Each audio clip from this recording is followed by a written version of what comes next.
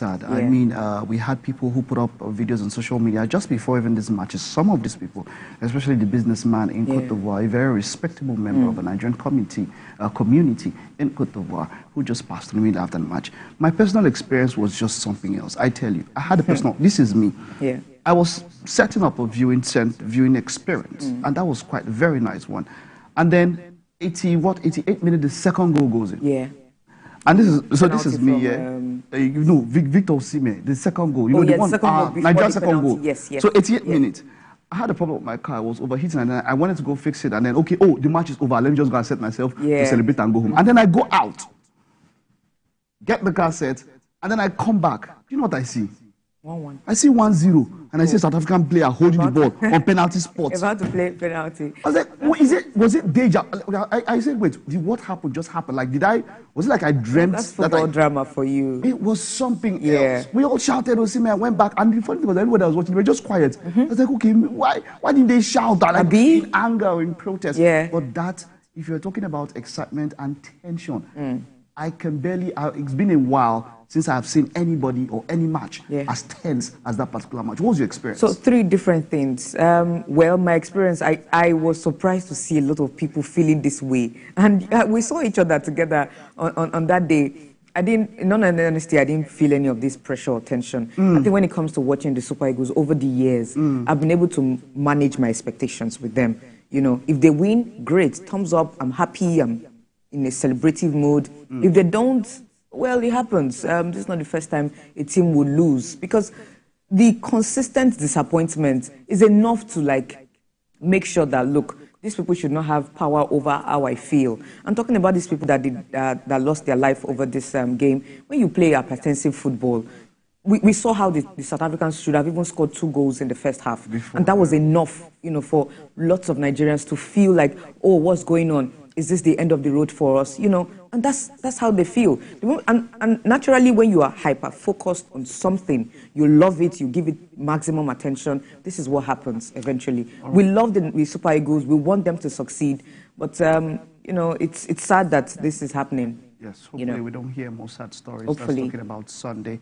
Now, if you know that you are susceptible to high blood pressure, I would say something, please get your meds before, if you have to watch. If it's possible, please don't watch the match on Sunday. I'm telling you. But somebody who would definitely watch the match on Sunday, he will be live there at the stadium. He has been in Abidjan since the beginning of the Africa Cup of Nations. Toyosi Afolayan, of course you've seen him here on set, but he's live in Abidjan. Hello Toyosi, good morning, welcome. How is Abidjan this morning? Good morning, Mike. Good morning, Toyosi. Good morning, Toyosi. Very fine. And good morning to the viewers at home. Wonderful, wonderful. You've been there all through. You've seen it. You've seen emotions run high. You've seen the Ivorians riot. You've seen them celebrate. We are going to be up against them in the final tomorrow. Tell us, what's the atmosphere like in Abidjan right there? Well, it's actually tense, to be honest, because you know, they have Nigerian communities there in Abidjan, and the last time Ivory Coast lost the game, it was not funny. They were destroying buses, you know, throwing, you know, they cannot throwing stones, breaking things, destroying infrastructures and everything on the road. The last time they lost 4-0 to make Victoria Guinea. But I'm now afraid that, okay, now we have Nigerian communities in Abidjan, in Ivory Coast entirely. And now we're playing against them in the final. What if we eventually win them again? What would happen? But it is what it is. The security officials of the country have said that they have put everything in place to avoid conflict post-game. Have you heard of any conflict so far between Ivorian fans and Nigerian fans? Because we saw the celebration after that South African match. You know, we've been, due to the emergence, or should I say the proliferation of social media, as it were, X and all the other platforms, there's been banter back and forth. And now we've smoked Cameroon, even Ghana that we didn't play, we smoked them. Angola, we took bushmeat. We keep smoking Ghana. We keep, you know, whichever one. But you know, there's that tension, because I saw some reports of Nigerians on the streets of Ivory Coast and all of that. And like you mentioned, okay, that there's going to be some. But the Nigerian community there, how are they taking this exactly? Well, they're not taking it like something easy, because I spoke with a Nigerian Ivorian yesterday. He was telling me that they are being threatened by the locals, just saying if they don't win, then it's going to be like a war. And now he now told me that he's not going to wear a Nigerian jersey. He's not even going to wear anything green. He's going to wear an Ivorian jersey. But when he's in the stadium, he'll play if Nigeria scores. What are you going to wear? Yourself, TVC, what jersey will you wear? Okay, I'm actually wearing a traditional attire that mint green with a green cap. You would know that okay, signifies Nigeria's color. But Ivory Coast, they also have green in their color. Sure, you know. Abi? Nah, the green I'm wearing is very much the green that Ivory Coast wants to wear. So you can just carry. The green I'm wearing, you know that Super Eagles are. So just carry orange somewhere. Orange, maybe just say orange hanky somewhere. So that depends on what happens. This is for your safety. But I know TVC definitely has 1 or 2 words to share with you. Yes, you actually look stressed. Am I the one? Am I getting this wrong? He does. No, you're not getting it wrong. Actually, quite a lot of people have told me that. Yeah. Guy, you eating now? You this, bro. I won't lie. I have not eaten good food in like a month. Aww. I don't eat. I'm not a fan of foreign food. I just like my amala, my rice. They've been suffering me with basmati over here, but I'm going to chop on my bake. Okay. Nigeria's game tomorrow. How do you feel? Like, do we stand a chance? The home advantage and everything, we've been seeing this whole thing. The Ivorians have been given a second chance to life, and they've taken it very well, and they got to the finals. We're up against, like, the whole nation. That's, like, something that we're up against tomorrow. The whole of Africa, actually. Well, we're up against the whole of Africa, to be honest, because when you look at the teams we've played, we've not played minors of African football, because this tournament has not been one that you would say this one a small team. You wouldn't say it. Yeah. Even Egypt suffered a shocking loss. Morocco did suffer a loss. Ivory Coast suffered a loss, if not because of that lifeline. Ghana also are out. Yeah. Algeria, most of these big teams are out. So even it is actually, I would say the Ivorians are riding the clock. Mali could have won that game. I watched that game live. Mali could have won the game, but it went south with Mali. And I think that is not what will happen with Nigeria, because when you realize something about Nigeria, when they score you first, it's game over. You don't breach the Nigerian defense. The first time Nigeria against South Africa was the first time Nigeria conceded after about 5 games. So, the first game we played against Equatorial Guinea, 1-1. After then, we haven't conceded. Yeah. So the game itself that is going to be played tomorrow, it is, a game with high tension. Both fans are actually not sure of what to expect. In the semi-finals, the Ivorians were in the stadium, were cheering for South Africa. They didn't want to play Nigeria in the final because they know that Nigeria is a dangerous side. Well, I'm a firm believer that Ivory Coast cannot continue riding on that luck. Nigeria Super Eagles of Nigeria, if they take their chances, are expected to win this tournament. In 2013, we saw some things that happened, and in 2023's edition, holding in 2024, there have been some coincidences. Well, I don't want to be superstitious, but I can tell you that when it even comes to gameplay, Super Eagles of Nigeria are very much better than the Ivorians. All right, TVC, I know that later on, in just about an hour or two, you are heading to the venue for the press conference. That is with Jose Peseiro. This time, I don't know if it's William Trustekon. The last time you were with Alex Iwobi. Ahmed Musa, actually. Ahmed Musa, all right. You were with Alex Iwobi, and I remember the question you put out there. Yeah. What can we expect from that particular press conference? What expectations do we have? What are you going to put out there to Coach Jose Peseiro and Ahmed Musa at that press conference? Well, I'm going to ask Ahmed Musa something. Ahmed Musa hasn't played any game in this tournament, and you remember in 2013 we had a non-playing captain also. That is the person of Joseph Yobo. Joseph Yobo, I think even Yobo's own is actually better. Yobo played the first game of the tournament where we played 1-1 against Zambia. After that one, Joseph Yobo didn't play until the 89th minute of the final against Burkina Faso.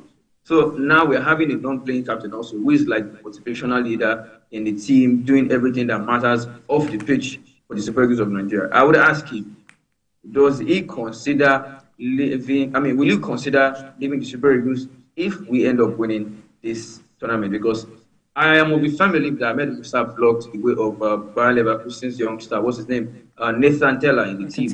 Nathan Teller would have been in the Super Eagles for this AFCON, but Ahmed Musa took that spot. And I would ask him, does he consider leaving the Super Eagles after this AFCON? And for Jose Peseiro, we have seen Kelechi Iheanacho come in to do the needful when he was brought on against South Africa. would we see him tweak the formation again, or he would retain that formula? Because Jose Pesaro believes in, if I score one goal, it's over for me. That's just what Jose Pesaro believes in. All right. Toyosi, thank you very much for your reportage live there in Abidjan, Côte d'Ivoire. Hopefully, when you are back by next Saturday, you will be here. We'll ensure say you go chop amala well so that you go fresh. I did that. Before you come studio here. Thank you very much, Toyosi. It's a pleasure. Thanks for having me. All right. Okay, so that's it. Let's just before we take a look at a preview of European leagues, what are your thoughts for tomorrow? Just your predictions. It's going to be tough. Okay. I think the officiating referee would have a lot of work to do. Okay. We've been giving them kudos so far throughout the tournament. The VAR well used. In fact, we've seen some reviews from the EPL. Gary Neville said something yesterday talking about how VAR is used at the AFCON, and it's looking like it's a different VAR in Europe. So far so good. They're doing something right. But the EPL, you're going to learn. Yes, they're doing something right. The officiating referees have been spot on. I don't think I've really heard anybody or any game, where the officiating referee have been the one to take center stage of that game at all. It's been perfect. I don't want to say perfect, but it's been really, really good. So, all right. So what do you think, scoreline?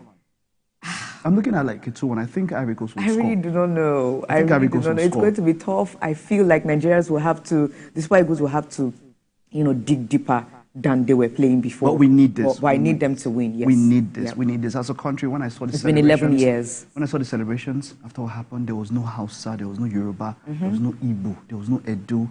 Everybody came and with the lives we lost, they should do it for them. They should do it. They should do it. All right, let's rush and take a look at leagues in Europe, where Liverpool will be looking to shrug off their recent defeat to title rivals Arsenal when they welcome Burnley to Anfield this Saturday in the Premier League. Now, the 3-1 defeat at the Emirates Stadium cut Liverpool's lead at the top of the table to just 2 points. The Red will visit Burnley as the perfect opportunity for redemption after a disappointing result. Jurgen Klopp's side won this fixture 2-0 on Boxing Day at Turf Moor with goals from Darwin. And in other fixtures later on today, Fulham at home to Bournemouth, Sheffield United will visit Luton Town, Tottenham will welcome. Big one will be in Spain. In Spain, yes. Where Real Madrid will be up against Girona. Yeah. What are your thoughts? The first one was a 3-0 win. I think I remember that match. I still remember that match at Real Madrid Girona. What are your thoughts about this? Real Madrid are the only side that defeated Girona this season. They've defeated Barcelona 4-2. Atletico Madrid, I think 4-2 or 4-1 as well. This game is quite different, and I'm not confident for Real Madrid to win. Why? Because the defensive pairing for Real Madrid, you don't have Nacho.